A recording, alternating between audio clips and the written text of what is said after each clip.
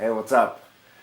I kind of wanted to do something different this time around and step away from the keyboard for a little bit, pull the curtains back, and let you see that I actually do exist behind all the ramblings and all the nonsense that I've been typing as of late. But I'm pretty excited because it's the end of week 2, and I'm sure you've gone and experienced a little bit of a challenge here and there. I definitely had a few hiccups, a few times where I kind of get a little carried away with some chocolate. I can't get away from the chocolate. Got got into a little bit of post-workout nutrition because I've been trying to lift a little bit heavier this time around. But pretty stoked to say that this has been a really good experience so far. It's not only been the second week of this whole 30-day challenge, but it's also been the, I would say, week 1 or month 1.5 of my caffeine-free experiment, and so far it's been amazing. That coupled with the whole eating cleaner, eating better deal has really boosted my ability to just have just a longer lasting fuel tank that carries me through the day. And I know Sarah has always kind of wondered how it is that I can just push through the day without getting hungry or getting exhausted. Well, that's kind of the answer, is when you get all this stuff dialed in, the energy is just kind of there for you to dig into and burn through. And I'm almost I'm almost a little bit jealous if you've got a little more weight, because that basically just means that as your body starts to see that there's all this excess fuel that you've been packing around, you're better able to burn all that stuff off and use that as a fuel. But for now, I'll just have to rely on food and all that nonsense. But definitely glad to say it's been going good. Now, one thing I've been focusing on, and this is something I want you to experiment with as we go into the third week, is the notion of getting your sleep dialed in a hell of a lot better. Because sleep is probably the great equalizer when it comes to all this stuff.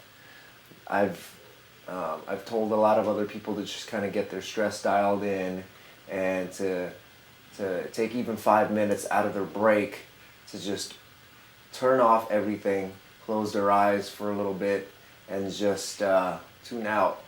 Really take it easy. Really just kind of focus on taking it easy.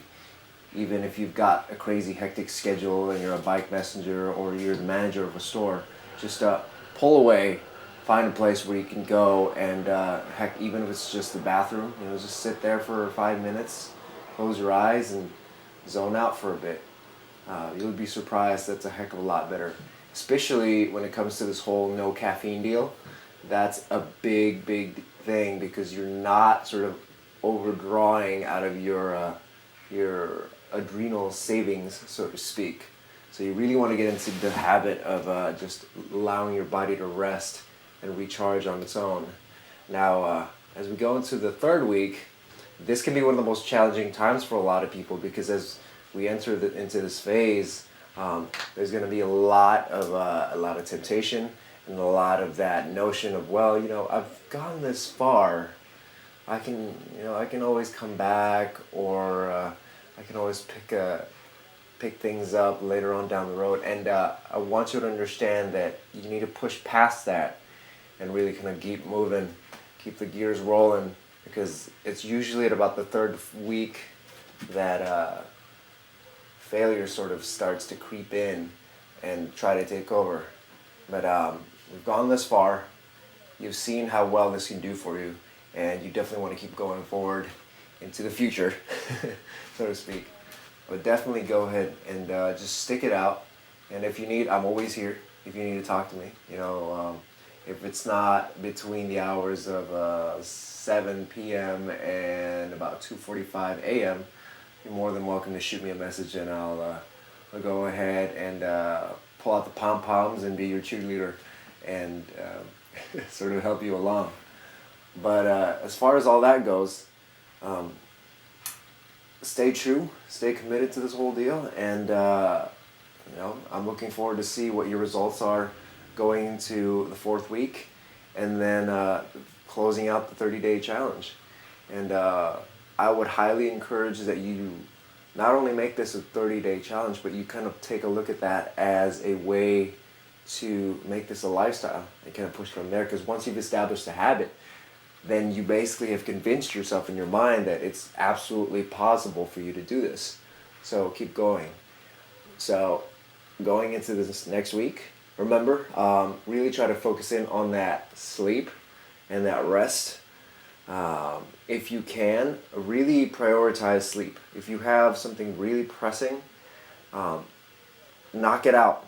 Get rid of it. Kill that for the day, so you get a great sense of accomplishment for the day. You don't, all the other little distractions for the day you can worry about the next day.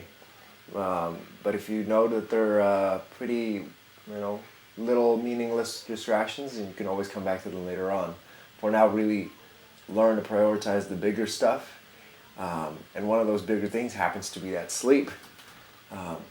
And a few caveats before I go is, in terms of your sleep, you want to make sure that you're not eating within about 3 hours before your head hits the bed, because what's happening is, if you do that, you're essentially stopping your body's ability to start getting that cascade of hormones to get the repair process going when you're in bed, and you're not getting a full amount of sleep. So say you have some food at 7 o'clock and you go to bed at 8, it won't be until about 2 hours later, about 10 o'clock, when you actually start to get that restful sleep, because your body is essentially still working on getting that food processed and into the right places and all those things. So you definitely want to make sure that you give your body about 3 hours beforehand before going to bed. And this is where I would encourage you to either eat earlier, or if temptation so catches you, definitely, if you're going to end up drinking, drink earlier in the day so that it doesn't screw up your sleep, and really make sure to get that whole deal handled. And on the other side of that sleep, make sure you try and get it so that you're waking up refreshed, and hopefully without an alarm. I know that's very tricky for a whole ton of people, a whole majority of people actually, because most of us are usually on a schedule, and we've got lives, and we've got jobs, and we've got obligations, and some of us have kids. But you definitely want to focus in on making sure that sleep is not disturbed at the end, or not abruptly cut off by that obnoxious, wonderful reminder that it's time to get back into reality. So make sure to get that dialed in, and stay in touch. Let me know how you're doing, and we'll see how we do at the end of the week. For now, good luck, and keep going. You got this. Have a good one.